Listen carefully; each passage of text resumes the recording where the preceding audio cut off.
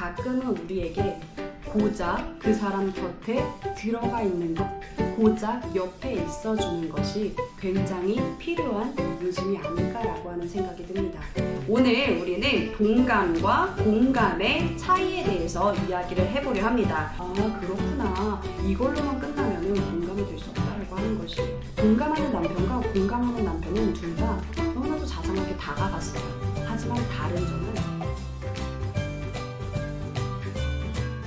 안녕하세요. 저는 뉴욕 심리상담센터 원장 윤은지입니다. 우리는 요즘 공감이라고 하는 단어를 많이 사용하는 것을 볼 수가 있습니다.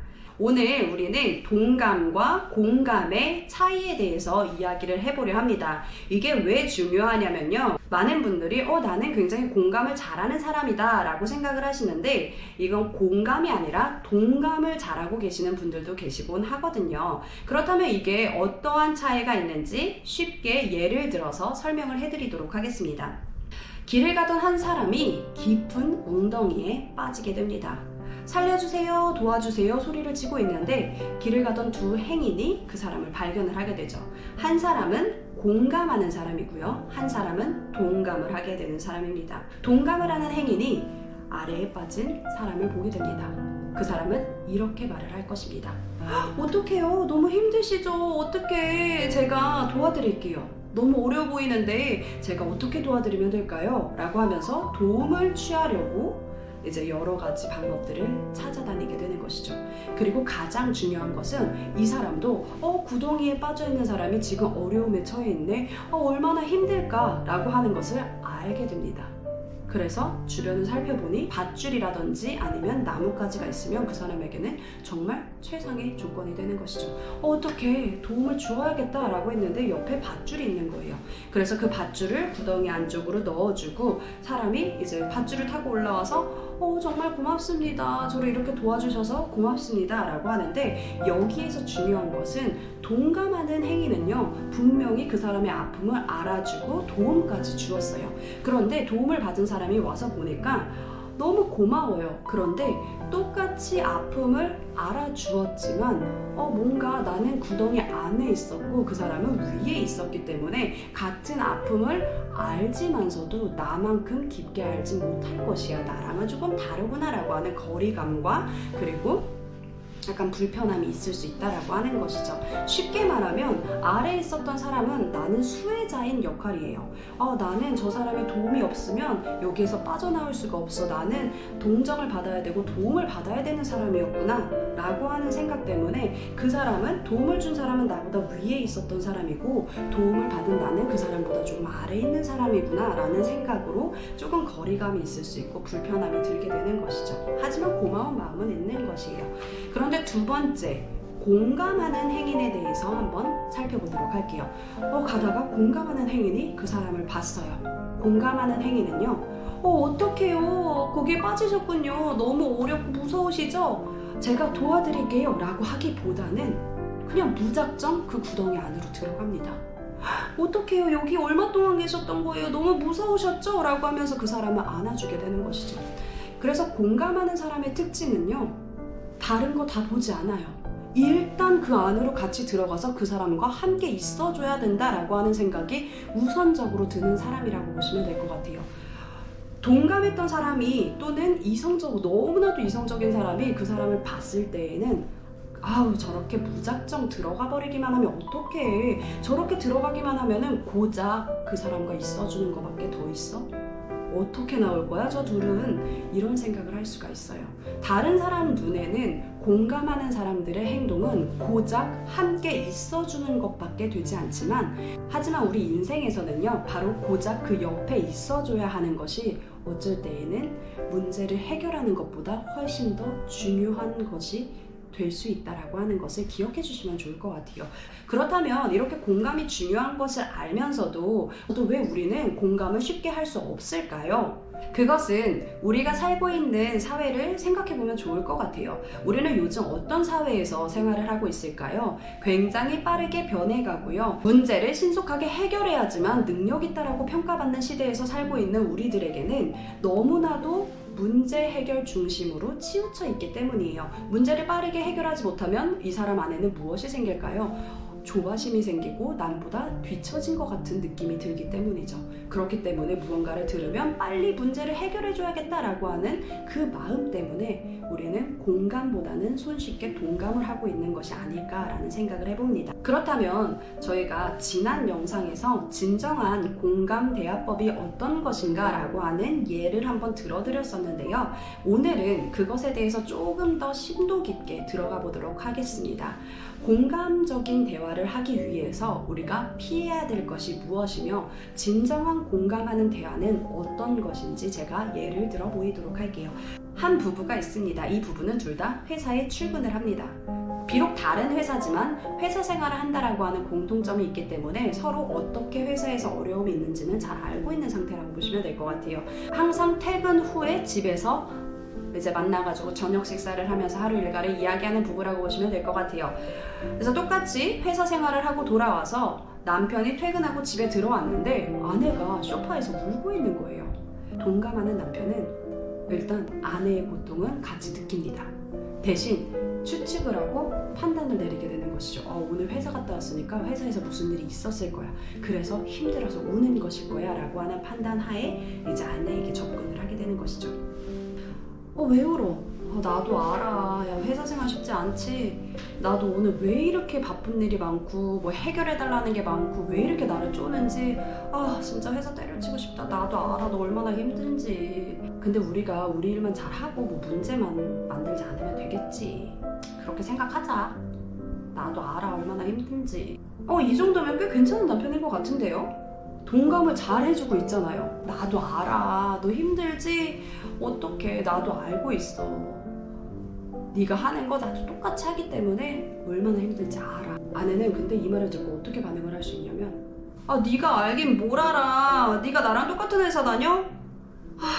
잘 알지도 못하면서 왜 아는 척이야. 그냥 좀 놔둬 나좀. 그냥 울다 보면 나아지겠지. 이렇게 나오면 갑자기 짜증이 확 나게 되는 것이죠. 왜냐면 어라 이거 봐라. 나도 힘든데 가가지고 위로해주고 동감하고 너 힘들지? 이렇게까지 했는데 이렇게 짜증을 낸다고? 라고 하면서 갑자기 마음에서 무언가가 확 올라오는 것을 느끼실 수 있습니다.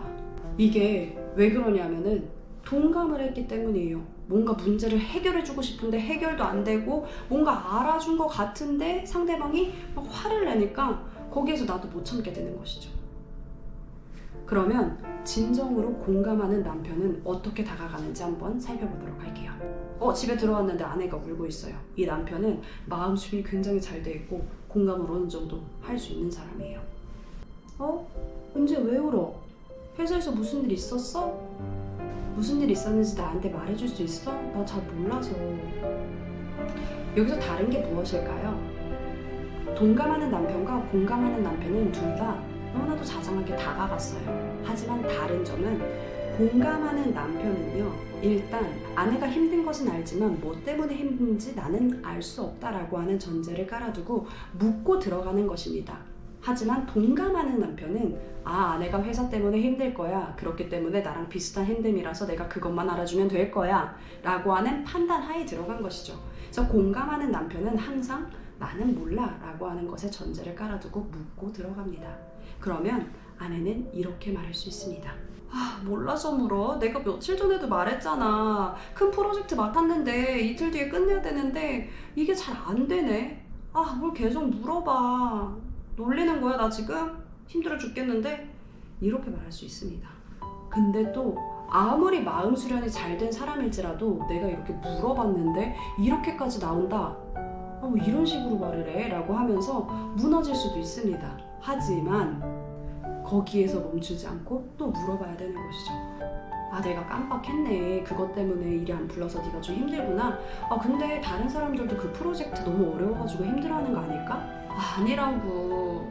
내가 왜 힘들겠어. 다른 사람은 다 잘하는 것 같은데 나만 잘 못하는 것 같아서 이렇게 힘든 거야. 아무리 열심히 해도 진행이 안 돼. 이틀밖에 안 남았는데. 그럼 여기에서 멈춰야 될까요?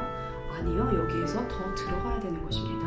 이렇게 묻고 들어가는 것은 그 아내의 감정 웅덩이 안에 한 발짝 한 발짝 더 들어가서 그 밑바닥까지 함께 해준다라고 하는 그 행동이라고 보시면 될 것 같아요. 그러면 그 다음에는 남편이 이렇게 말할 수 있습니다. 아 그래? 너만 못한다는 생각 들면은 진짜 자존심 상하겠네. 아 어떡하냐 진짜. 아 그니까 안 그래도 이것 때문에 힘든데 특히 누구누구가 나를 그렇게 무시해. 그런 말을 들을 때마다 얼마나 힘든지 모르겠어. 진짜로 너무 기분 나빠. 아내가 드디어 왜 힘든지 하나하나 세세히 꺼내주고 있는 거죠. 그러면 여기에서 남편이 알 수 있는 것은 무엇이냐면은 아내는 프로젝트를 맡아가지고 그 스트레스랑 억압감 때문에 힘든 것도 있지만 직장 동료들은 다 잘하는 것 같은데 나만 뒤처진 것 같은 그런 느낌과 이제 특정 직장 동료가 자기를 무시하는 것 같은 발언을 할 때마다 열등감도 느끼고요. 그리고 수치심도 들고 있다라고 하는 것을 알 수가 있는 것이죠. 그래서 남편은 이렇게 하나하나 물어가면서 다가가니까 아내가 자신의 안에 있었던 모든 것들을 하나하나 세세히 말해주게 된다라고 하는 것이죠. 이제 그렇게까지 한 남편은 마지막으로 한마디를 할 수 있습니다. 아 이제 이틀밖에 안 남았는데 너 진짜 힘들어서 어떡하냐. 이렇게 아내의 힘듦을 계속적으로 알아주고 있는 것이죠. 그랬더니 아내가 갑자기 남편을 안더니 펑펑펑 우는 거예요. 그래서 남편은 아내의 등을 이렇게 쓸어줍니다. 그리고 잠시 동안 이렇게 아내를 안아줘요. 그리고 나서 눈물이 그친 아내가 뭐라고 하냐면 고마워 네가 이렇게 말해주니까 좀 속이 후련하다. 아 다시 힘내서 해봐야지. 이틀 남았는데 어떻게든 하면 되겠지 라고 하면서 갑자기 힘을 내보겠다라고 하는 거예요. 근데 여기서 중요한 건 무엇일까요 여러분? 남편은 아내의 문제를 해결해주지 않았어요. 이틀 남았는데 그 이틀 동안 어떻게 해야지 프로젝트를 끝낼 수 있는지, 그리고 직장 동료가 무시하는 발언을 했는데 어떻게 하면 그 동료로부터 나를 무시하지 않게 할 수 있는지, 그런 방법에 대해서 말해주지 않았어요. 아내가 가지고 있는 어려움을 전혀 해결해주진 않았지만 아내의 마음은 조금 더 후련해지고 남편에게 위로를 받아서 고마운 마음이 생긴다라고 하는 것이죠. 이게 공감의 가장 중요한 포인트가 되겠습니다. 그러면 우리가 이렇게 예시에서 봤듯이 공감이 중요한 것을 굉장히 잘 알 수가 있어요. 그런데 왜 공감이 이렇게나 힘들까요? 아까도 말씀드린 것처럼 우리는 너무나도 빠르게 바뀌어가는 세상 속에서 빨리 문제를 해결해야 된다라고 하는 그 조바심 때문에 공감을 쉽게 놓치고 있다라고 말씀을 드리고 싶습니다. 예를 들면은 이런 것과도 마찬가지예요. 아이가 아파가지고 막 병간호를 하느라고 힘들어가지고 밥도 잘 안 넘어가요, 엄마가. 그래서 밥도 잘 못 먹고 있는 엄마에게 누군가가 이런 말을 합니다. 야, 밥도 못 먹고 그러면 어떡해. 너라도 밥 잘 챙겨 먹고 건강 챙겨야지. 이러다가 너라도 무너져 버리면은 남편이랑 아픈 애는 어떡하려 그래. 너라도 신경 써서 밥 잘 챙겨 먹어. 근데 이게 무엇이 문제냐면은 힘든 것을 알아요. 하지만 그 즉시 문제를 해결하고 싶은 거예요. 너 이렇게 하지 않으면 아파가지고 아이 못 돌볼 거야. 너무 그 조바심 때문에 문제 해결에만 치중하고 있는 우리들의 모습을 주변에서도 쉽게 살펴볼 수 있다고 하는 것이죠. 공감이 어려운 또 다른 이유 중 하나는 무엇이냐면은 우리가 너무 빨리 문제를 해결해야 된다라고 하는 생각 때문에 빨리 판단을 해버리게 되는 것이에요. 아, 이 사람이 이것 때문에 힘들 것이야. 그렇기 때문에 나는 이것만 공감해주면 되겠다. 아, 나도 이 감정 아니까.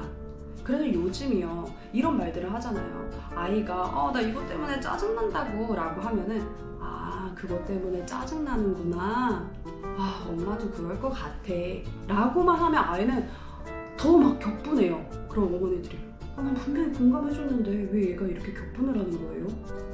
이렇게 이야기를 하실 수도 있는데요. 그거는 아까 예를 드린 것처럼 하나하나 물어가면서 다가가는 것이 부족했기 때문이에요. 짜증나는데 뭐 때문에 짜증나는지 들어봐야 될 거 아니에요.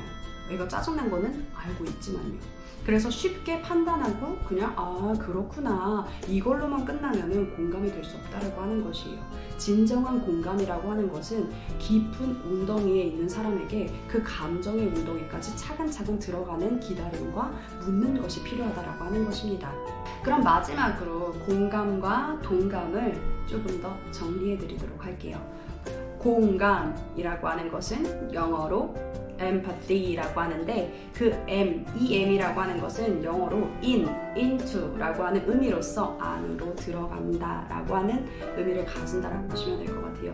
그래서 감정의 안속 깊숙이 들어가서 그 사람을 토닥여주고 함께 할 수 있는 것이 공감이라고 하는 것이고요. 동감이라고 하는 것은 sympathy라고 하는 것으로서 SYM이라고 하는 것은 same이라고 하는 것으로 내가 너와 똑같은 감정을 가지고 있어. 나는 그래서 너를 이해할 수 있어. 라고 하는 것이라고 보시면 될 것 같아요.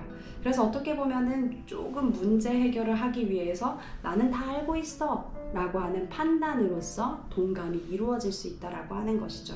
그래서 여러분, 우리는 아직도 빨리 변해가는 이 세상 속에서 살아가고 있습니다. 하지만 여러분, 문제 해결을 쉽게 하는 것도 좋은 것이지만요, 가끔은 우리에게 고작 그 사람 곁에 들어가 있는 것, 고작 옆에 있어주는 것이 굉장히 필요한 요즘이 아닐까라고 하는 생각이 듭니다. 공감은 섣불리 판단하는 것에서부터가 아니라 물어보는 것에서부터 시작하는 것이다 라는 것을 잊지 마시고요. 너무 마음이 어려운 사람이 공감이 필요해서 나에게 다가왔다 라고 한다면은 어떤 것이 진정으로 힘든지 물어보는 것부터 시작해보는 건 어떨까요? 오늘도 영상을 시청해 주셔서 감사합니다. 저는 뉴욕 심리상담센터 원장 윤지였습니다. 감사합니다.